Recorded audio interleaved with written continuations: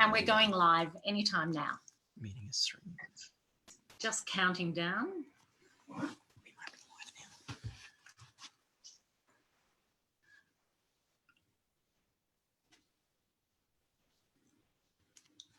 Okay, you're live. Okay, hello everyone. We are late and we need a note, and I apologise, but we had technical difficulties that we have now resolved. And it is wonderful to be joined by Tanya Plibersek, the Shadow Minister for Education. Thanks for giving up an evening, Tanya. It's such a pleasure. It's such a pleasure to be with you, Susan, and with the people that you've got online. And I'm very sorry. Susan's very diplomatic, but it was my technical difficulties, not hers. It was me being hopeless with the new technology. So I'm sorry about that. Well, I think there might be a few teachers who've had to struggle with new technology themselves in the last few months, and we all understand that in fact it's been a massive learning curve for so many of us, Zooming and Be Live and all these different platforms. And that is one of the things I think we should talk about tonight as we go through. So what we thought we'd do is have Tanya and I'll have a bit of a chat about some of the things we've seen, and I've already got questions from some of the teachers and parents in the Blue Mountains and the Hawkesbury who have, I'm not sure we're going to be able to answer all of them, but it'll certainly give insight into how teachers, parents and people connected to schools are feeling. So why don't we kick off? And one of the things I was really interested to ask you, Tanya, to reflect on, as Shadow Minister, you will have been inundated with things from your regular electorate, but on top of that, all the education issues that have come up. And if we start with schools, how can you just reflect on what you've observed, just an overview of what you've observed around schools? And I always like to remind shadow ministers and ministers for that matter about the high number of teachers that we have, especially in the Blue Mountains, more than anywhere else, concentrated than anywhere else in the country. So, and I know, you know, teachers have really gone the extra mile during this time. Oh, 100%, Susan. I mean, I think that's the most incredible thing about this, how quickly teachers right around the country worked together to reassure children. But I mean, actually, this unfolding health crisis, we need to remember, caused a lot of anxiety in families and amongst children. So first of all, to reassure children that things were going to be okay, and then to develop in the last few weeks of last term and over the school holidays, and then coming into this new term, a whole new way of teaching with new materials, working collaboratively, teaching some children online, still teaching some children in the classroom if their parents had to physically go to work, dealing with the new technology, which you can see I would have struggled with. Hopefully better than we have. And I think it's just been a phenomenal effort. Like, truly, if you had said to people a year ago, by the way, you're going to have a week or two to completely change the way you're teaching and the materials you had planned, and get your kids online and reassure their families and think about your own health and safety and worry about your own family, and it was going to go really as smoothly as it did. I mean, I don't think anybody would have thought we were capable of what we were capable of. So I think the first thing to do is just give a really big tick and a big thanks to everybody who did that, the parents who were supporting at home, the kids who managed, if they're like my children, to varying degrees, to complete the work set for them. And I do think it's something that we should sort of just pause for a minute, reflect on and be proud of.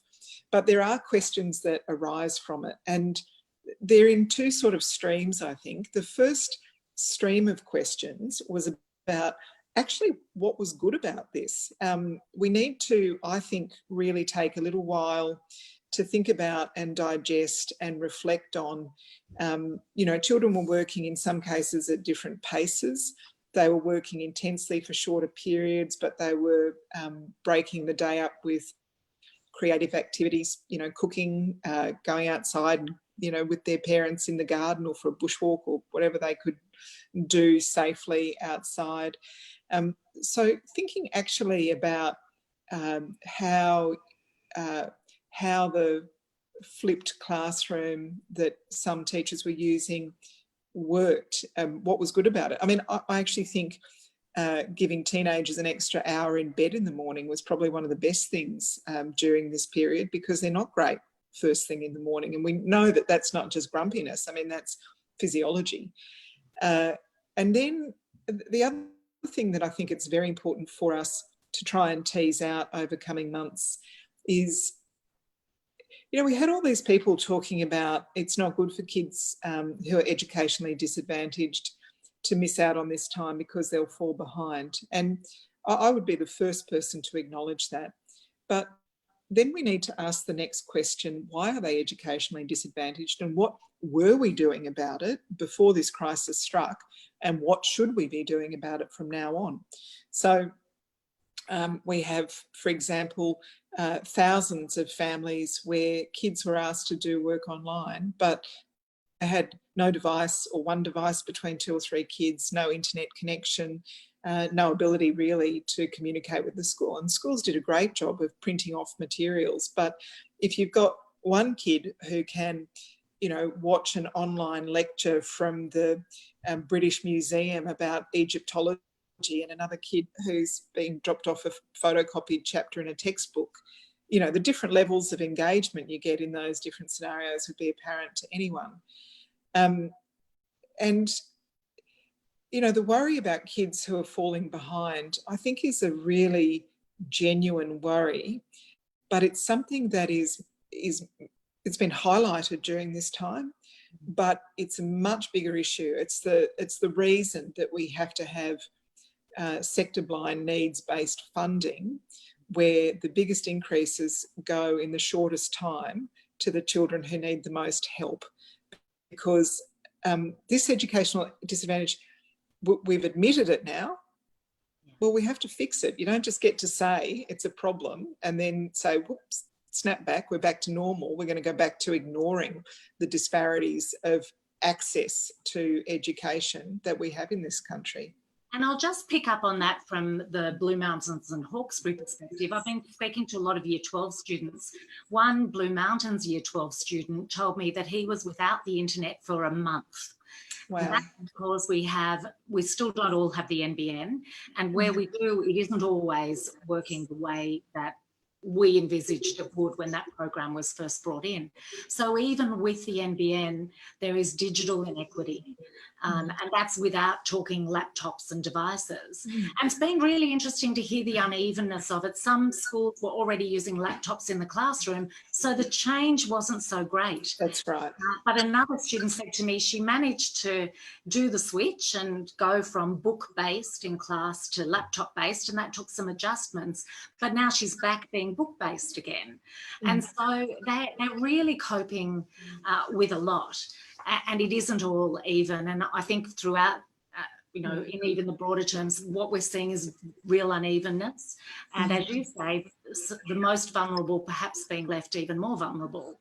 And others thriving in the environment because it really suited their learning style and the facilities they had. So, yeah, I think from an education perspective, they're all the sorts of things we'd like to see can't be addressed as the months go on. But there's not a lot of time to do things for Year 12. I've spoken to Year 12 students in nearly every high school in my electorate, and there's wonderful resilience and there's wonderful optimism, but there's also anxiety and confusion. What is it that we can try and do for those kids? Well, I think the most important thing we can do is reassure them that your HSC is not the be all and end all. It's not. I often tell the story, Susan, about my high school boyfriend and I both wanted to study journalism, and I worked really hard and got into a communications degree with a high HSC mark, and he didn't. He totally goofed off a lot in year 11 and 12. But he studied another course for a year, and then he got into the course that I did. And, you know, he's been a foreign correspondent for his whole life, and I never ended up working as a journalist. So there are paths. There are all different paths to the same destination, and people shouldn't worry that this one set of exams will define them forever. If there's any parents of HSC kids listening, I'm not telling you kids not to work because, you know, the straight path's a bit shorter and a bit easier. But so we have to, I think, reassure young people because it has been a time of enormous anxiety. But then the next most useful thing we can do is make sure that universities are offering positions not just based on one set of exams. A lot of universities now are saying we're happy to look at your Year 11 marks. ANU's doing something great. They've actually, they've already started this beforehand, but they're offering places to the top 2 students of any school in Australia, doesn't matter what their marks, and, you know, helping with moving to Canberra if students needed to move. Other universities have said that they'll interview students. So I think it is really important that universities reach out and say, we know it's been a hard year and we're happy to consider other elements of your education. And same goes for TAFE. If people are thinking about an apprenticeship after this year, I think TAFEs and universities should both be thinking about looking at the whole of the student, their other marks, their other interests, their, you know, volunteering, if they're caring for people, all of that stuff really should be taken into account. And I think the other very important thing to do is for schools, TAFE and university to invest in that sort of what we used to call careers advice, but it's beyond careers advice, isn't it? It's not just, you want to be a plumber, you should study this. It's what are you good at? What are you interested in? Have you thought about this? You could do this for a few years and then, you know, here's your career path to something else. Because most people these days don't have one job. Well, like you, Susan, you know, you're a journalist and you've run your own small business. A lot of people will start out doing something that suits their lives when they're young, and then using those skills move into another area. Actually talking to someone at the beginning and not, you know, you've got to actually find the thing that you're passionate about, find the area that excites you, and then work out the sort of studies you need to do to go into that area. I think having good advice at that early stage is really critical, and Year 11 and 12 will need it more so at the moment than they have in the past, I think. Now I've got lots of questions coming in, so I better go to some of our wonderful audience's questions. Look, some of them are around the arrangements that are in place in New South Wales schools. And of course there'll be variations because we've got public, independent and Catholic schools. But here's some of the questions that have come in. Sarah says, you know, what do you think about the fact that thermometers are not being used to do temperature checks at the gate for all people entering the school site? And Simon says, why didn't the kids go back gradually? And what are your thoughts on that? So there's, oh, you've just gone into space, Tanya. You've got a beautiful space background behind you. I think we've got a frozen screen happening. So the question about thermometers is a very interesting one because some countries have used thermometers, and in some, you know, in some workplaces and so on, they are looking at thermometers. The evidence for whether they make much of a difference is really very mixed. So, for example, if you've cycled to school, when you turn up to the school gate, you'll be hotter. If you are cold, your temperature will be lower. So unless you've actually got a significant fever, it would be very easy to miss symptoms of COVID-19 if you were just relying on a thermometer. So I think it is very important that people are careful of any symptoms. If they feel a fever, sore throat at all, little scratchy throat, runny nose, cough, sneeze, they should get tested. They should go to the doctor. But I think the evidence for, I know like South Korea was doing it, other places were doing it, but I don't think there's a very strong body of evidence to say that it is critical to keeping people safe. I think it's important to restrict access to the school. I wouldn't be letting, you know, anybody who doesn't need to be at the school come to the school. So all of the great things that we do, inviting the community into our schools, like the volunteer reading programs and things like that, I think probably need to be on hold for a little while.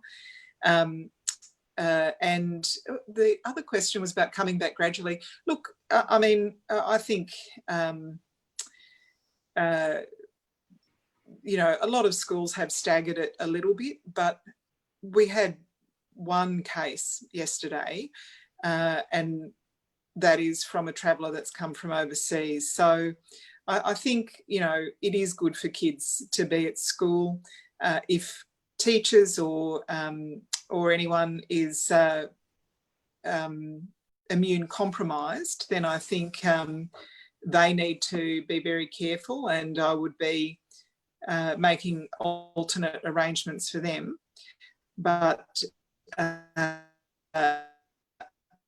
other than that, I think being kids, and if there's anybody who gets sick, contact tracing and cleaning, washing hands, cleaning. We need to make sure those facilities are available. Yeah, and look, that has always been a challenge in schools, for there to be soap in dispensers. And I know that there are ongoing challenges, and parents talk to me about circumstances in their schools. And I know they're the sorts of things you'd hope the New South Wales Department of Education really gets a handle on, and is able to show parents that there are the facilities that their kids need. And the other, Susan, one of the things that is extraordinary about this, you know, is that the federal government set aside $10 million for upgraded cleaning in schools, and, you know, more frequent cleaning, bathroom modifications if they needed to happen, hand sanitizers and so on, which I thought, oh, that's fantastic, $10 million, that's great. And then, you know, when you read the fine print, it's actually only available to Catholic and independent schools. It's not available to public schools. And I cannot understand this sort of attitude. You know, it's not like the virus only attacks people who go to Catholic and independent schools. I mean, these are times when we really shouldn't be stuck on these sort of ideological ideas that the Commonwealth only helps Catholic and independent schools and the state governments have sole responsibility for public schools. That's not the way that school funding has worked for many, many decades, and it's sad to see it coming into play now. Pam has messaged, put a question up talking about the cleaners who would be having to go to extraordinary lengths to make sure that the schools are at the very safest position. And she's just curious about what you're aware of in terms of the practices, and that they've been introduced. Her concern is they've been introduced as temporary practices, despite actually having been needed all along, and that there aren't necessarily the resources in. And I know this particular Pam would have engagement with public schools. So that's the issue, isn't it? The ongoing support to allow the standards that we're going to need. This is not going to be over in a couple of weeks, but to have ongoing support. And if the federal government needs to be providing that, then, you know, my view is we're all going to have to contribute to keeping our kids, teachers and families safer. Well, I 100% agree with you, with you, Susan, and with Pam. And plainly, you know, it's funny the things that have come out of this as a positive, right? One of the positives of COVID-19 is we're all being more careful, washing our hands, staying home if we're sick. We've seen the best flu season for many years. Many, like hundreds of people each year would have had the flu by now, and we've really kept that down. That shows you actually what happens when we look after ourselves, look after each other, and clean our public spaces properly. So it will be an ongoing thing. Well, it will have to be an ongoing thing for some time. And it also is worth reflecting on who we see as essential workers. Our community wouldn't have survived without cleaners, without truck drivers, without people stacking the shelves at Woolies trying to keep up with the demand for toilet paper. We wouldn't have survived. And in recent years, we've really put pressure on a lot of these jobs. A lot of cleaning, for example, has been contracted out to companies that are trying to, clean as many rooms as possible in as short a time as possible. We really have had an insight into just how vital the work is that's being done by a whole lot of people who are generally under a lot of pressure in insecure work and on low pay. And I think that has to change too. I mean, we are sadly looking at very high unemployment rates and underemployment rates in coming months. I really hope that at least some of those people find work doing extra cleaning in all of our public spaces, because we're going to need it. I've got a question from Sophie, which takes us to a slightly different place, and that's around the curriculum and how lesson plans and things are created, because she's asking why every individual teacher pretty much had to create online material.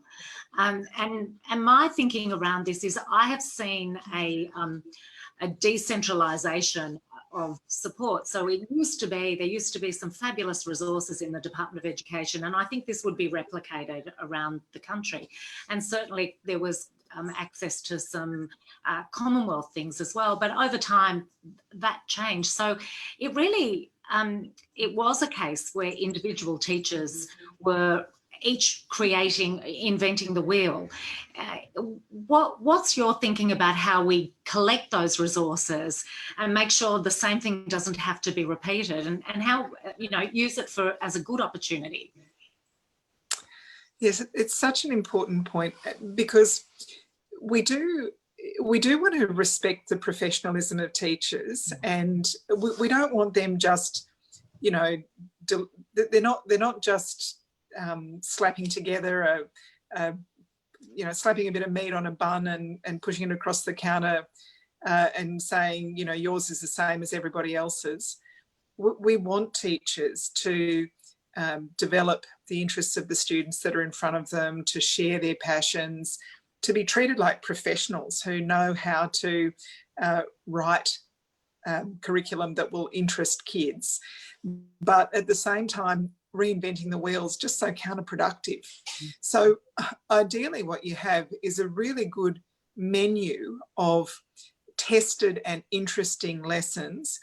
And I think in a lot of cases what you would look for, formative testing, resources that would go with what you were trying to teach kids, so you could keep track of whether they were learning, and you wouldn't want to reinvent the wheel with that all the time. And what we were proposing before the last election was a National Evidence Institute, which would look at the materials that were available online, look at the interventions that were available for children who were falling behind or struggling in a particular area, and would actually grade them according to the evidence of whether they were good quality materials or not. Because people are always trying to flog resources into schools. There's always some new set of readers that's the best in the world, and if you don't have this, your kids are going to suffer. So but discovering and testing and working out all the time what the best resources are is phenomenally time consuming, and it can be very expensive for schools if they go down a particular path that doesn't work out. So I think having centralised resources, but a menu of them, not one lesson plan that every year 3 in New South Wales is learning today, or every year 3 in Australia is learning today. A menu of things that work is the way to go, but to make sure that there is an evidence base for those things, that they're not just made up. I think one of the really positive things out of this experience has been a deeper understanding of learning styles, because we've seen the kids who've thrived, we've seen the kids who've struggled, and they're more aware about their own learning styles too. And being able to, one of the challenges I know in a classroom when you've got a group of kids is knowing, how do you get each one of them? And having been a trainer, I only had a very small group of people, so I could work out fairly fast what their preferences were, whether to throw them in the deep end or whether to walk them through really slowly. And, you know, so I think all of those things are great. The challenge I think we have is capturing that, because, you know, teachers up here, our teachers were exhausted at the end of last year, and our students and probably parents too. We then had bushfires for months and no one had a summer. It affected Sydney as well, obviously, but when you're under threat, there was that extra anxiety. And then we barely had a chance to breathe clean air when this happened. So I'm really, really conscious. And then the holidays teachers had was spent, you know, getting ready for whatever was coming next. And then it all changed. And so I guess I really worry about the how we sustain and support teachers having gone through what they've gone through, particularly in my local community, knowing that this is going to be a massive term. They might get a breather in July, depending on how it goes. So yeah, this supporting and sustaining teachers who have really not had a break since, well, the October holidays last year in our part of the world. Yeah, I'm very conscious of that too, Susan. We're asking people just to keep going under the most difficult and stressful, demanding circumstances. It's true. One of the questions that comes through feeds into that a little bit, and that is, what's my position and yours on the New South Wales government's wage freeze for public servants, which includes teachers, and that's from Kay. Well, I can tell you I think it's a bad idea.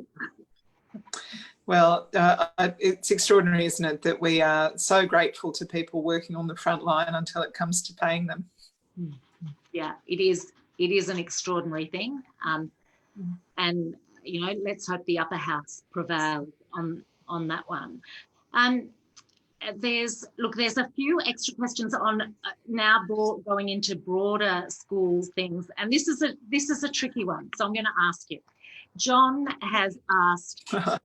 Yeah, you're supposed to save me from the tricky ones, Susan. Come on. Journalist at heart. You know, I didn't do my journalism degree at UTS to not ask the hard questions.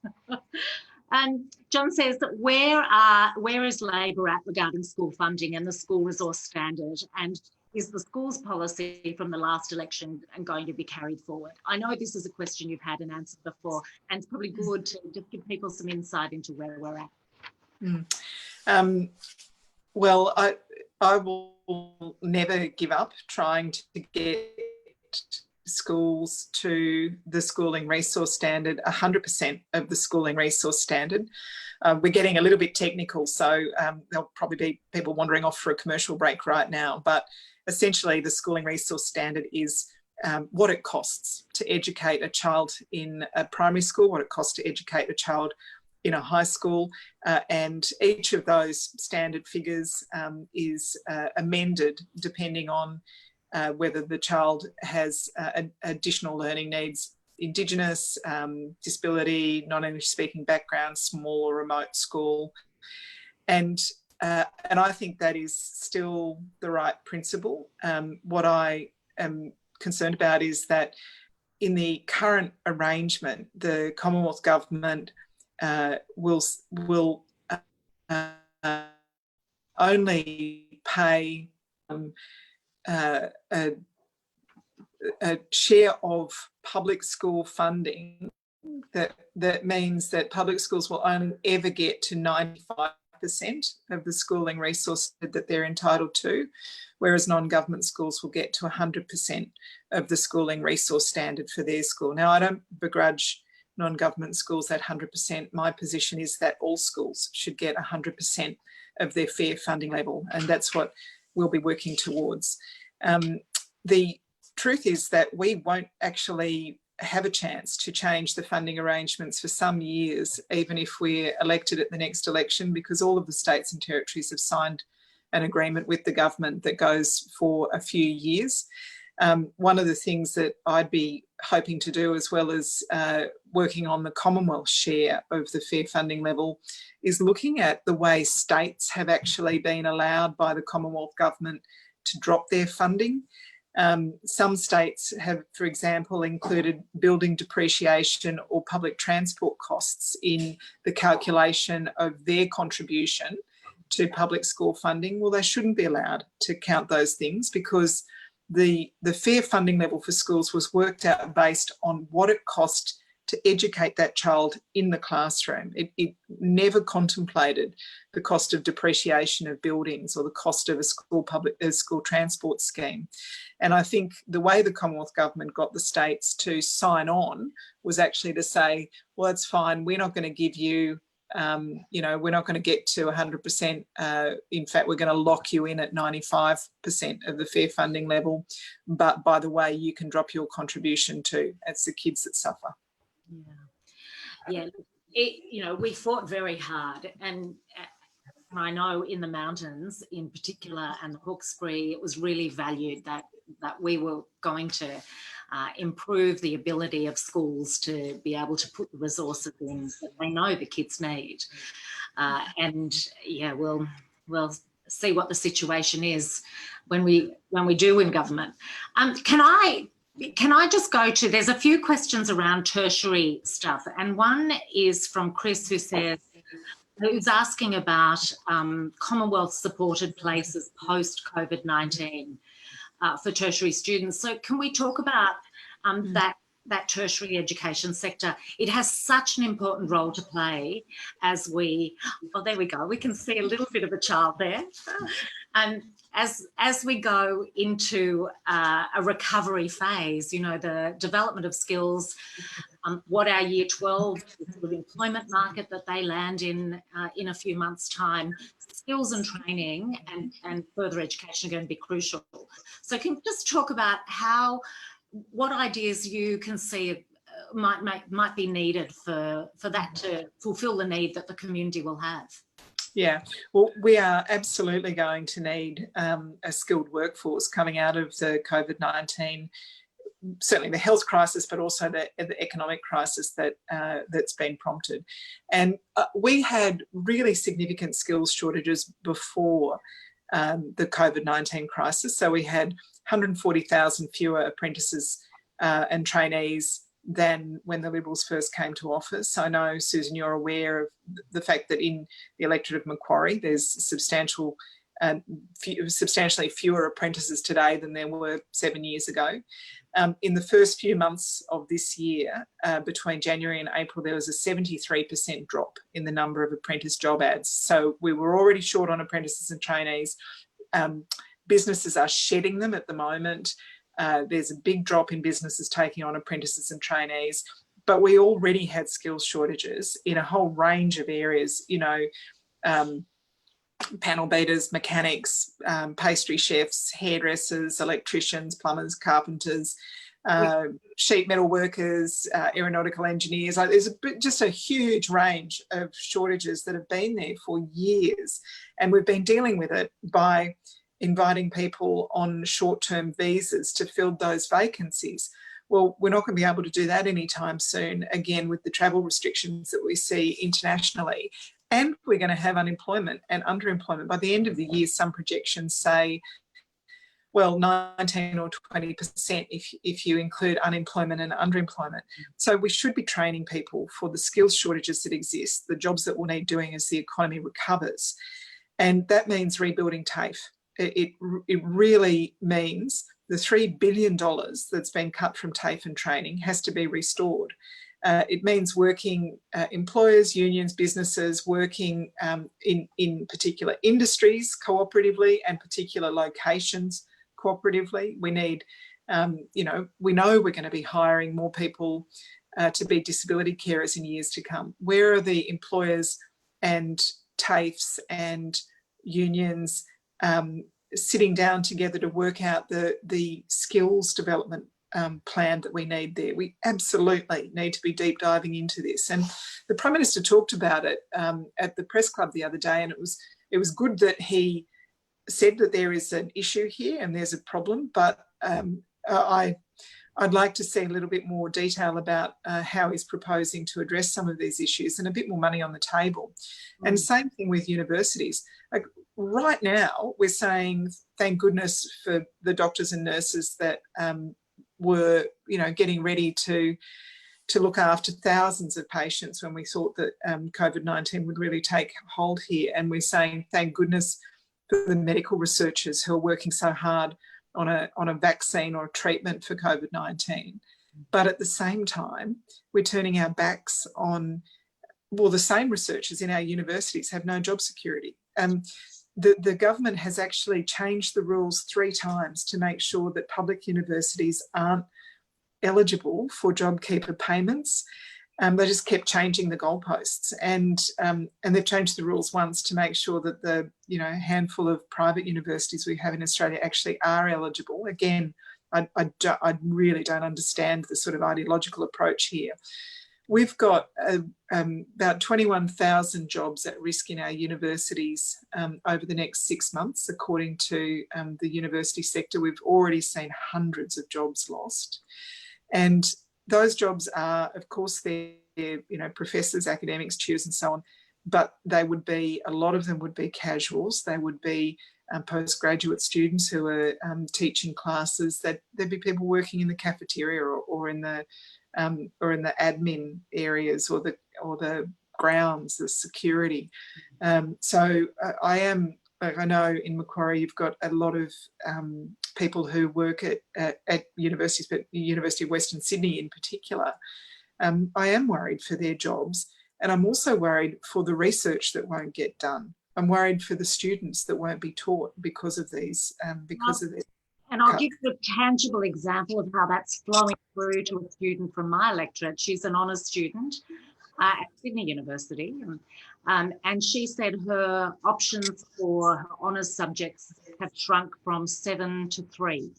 Wow. So there's only 3 she can choose from for I think next semester or next year. And that's already flowing through to the education that she gets. And that's really scary, because you don't want to disincentivise young people from pursuing an education. This is in fact a great time to be investing in yourself and improving whatever your existing education standard is. And look, that leads to a question about JobMaker that someone has emailed me. Teresa is actually the chief executive of Macquarie Community College, and as she says, it's not TAFE, but it's not a for-profit college. It sort of sits in between, but gets lumped in with the for-profit ones. But I know they are a really extraordinary local provider. But her question is, what do you make of what she sees as a federal takeover of the vet sector with the JobMaker announcement? Her concern is that it was a pretty thin announcement, which I think you've echoed. So there is a lot of interest in what I don't want to say was announced, what was talked about, and how that might go through. So just talk to me a bit more about maybe what we think needs to be happening in. Yeah. Look, I was kind of genuinely excited that the Prime Minister was talking about vocational education and training, because it is such a neglected area of public policy debate. We've cut $3 billion from TAFE and training in recent years. There are dozens of programs that have just been abolished, like good, useful programs that have just been abolished. And I thought, well, this is a great opportunity. It's on the agenda now. And people are ready to sit around the table and say, these are extraordinary times. We're prepared to, set aside all our old prejudices and work together to create a system that works for students, works for employers, works for local industries. I just didn't see any of that. And, I hope it'll come if the government does propose things that genuinely will get people job ready for the jobs that are out there. Then we're up for that. What made me really sad was the Prime Minister saying, and by the way, there's no more money. I'm just going to lay out all these problems, and it's the fault of the states and territories, and I'm just going to criticise, but I don't actually have anything useful to do. There are great things that we could do. For example, when we were last in government, we set up the Australian Workplace Productivity Agency, it became in the end, and that was abolished in 2014. The government's now talking about this new National Skills Commission. If the National Skills Commission does a quarter of what we were doing previously, that is good. It's useful to know where the shortages are, what the courses are that people should be studying to meet those gaps, where industry and educators are working together to fill gaps, where we can tell parents, in 5 years' time, we're likely to still have a shortage of this, but in 5 years' time, we're going to be oversupplied in that. So if you're encouraging your kids to go down this area where there's going to be an oversupply, maybe think twice. That sort of information is really valuable, and we don't have it. And if the National Skills Commission that the Prime Minister's announced does any of that, that's good. We hope that it will. We haven't seen much evidence of that. It was announced in May last year, and we haven't really seen a lot come out of it so far. But, fingers crossed. And when it comes to, look, I want to be supportive. Like, I actually really want to work with the government on this. I think employers want to work with unions, want to work with TAFE, because it's in nobody's interests to have millions of unemployed or underemployed Australians and skills shortages. It's in nobody's interest to have that. The path to fixing that, well, I don't think we've got much detail from the government yet on what they intend. No, and we know in my electorate we've got Richmond TAFE, Wentworth Falls and the Katoomba TAFE, and they each have quite distinct personalities and offer different things. And they all link in with our economy, but they could do, if they were funded more effectively, they could do so much more. That's right. So, yeah, there's work to do there. Now, I've got a couple of last questions I'm going to wrap together, and they sort of relate to, one is around long-term mental health support for students.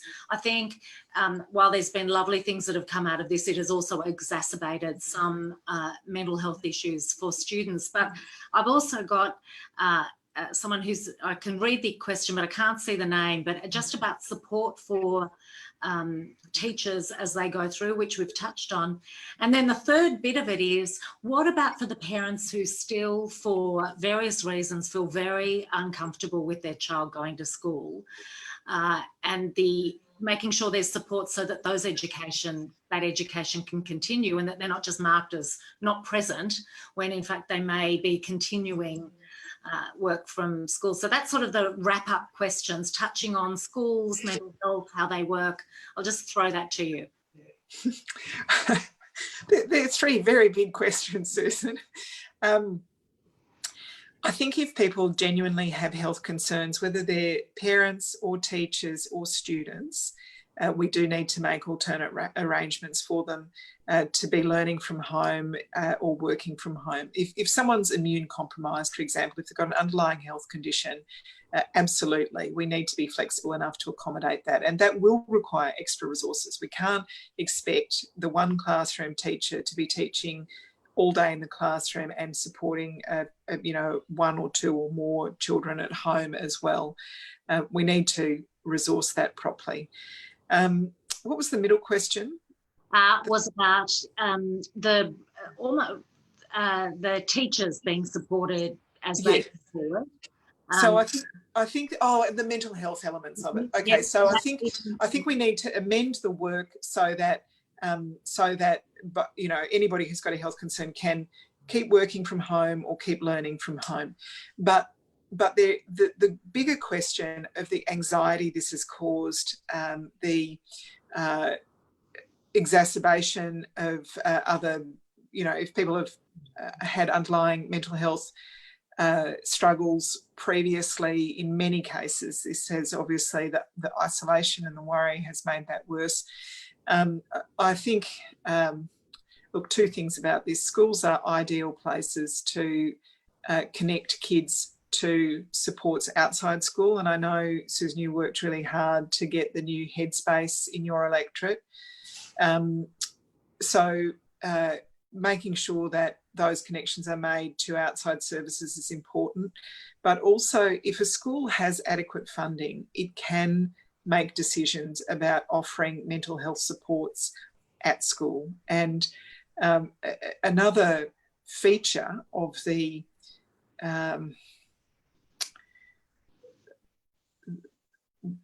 lack of success we've had in properly funding schools or getting to that schooling resource standard is the fact that schools that in the past have been able to buy in programs, resilience building programs, other sort of mentoring supports and so on, have really struggled to do that in recent times. I think school communities are in a great position often to know what their kids need, the sort of supports they need, and if they've got the funding, they can do that. I'd like to see more of that from the state government. I haven't heard that that's coming. No, I mean, my feeling on the mental health side is that we hear a lot of announcements, but we don't always see it get down to the ground, to where young people are in particular. I think that's going to be one of the challenges that we face going forward. But look, thank you for joining us. And there are probably some questions that I've missed. And if there's anything I can reply to, I will. If there's things I need Tanya to reply to, I'll be heading to her for answers. So to everyone who's tuned in, beginning, middle or end, or all the way through, thank you. This will be up on Facebook so that if others have missed it and there's something you would like them to look at, feel free to direct them to it. But hopefully, Tanya, next time we see you, it will be in person, in the flesh, in Macquarie, because you're always welcome here. Oh, thank you, Susan. And I love to visit. And I'm so sorry about my butterfingers with the technology tonight. I'm not normally this bad. Listen, a day when you don't learn something is a day not well spent. Thanks. See you later.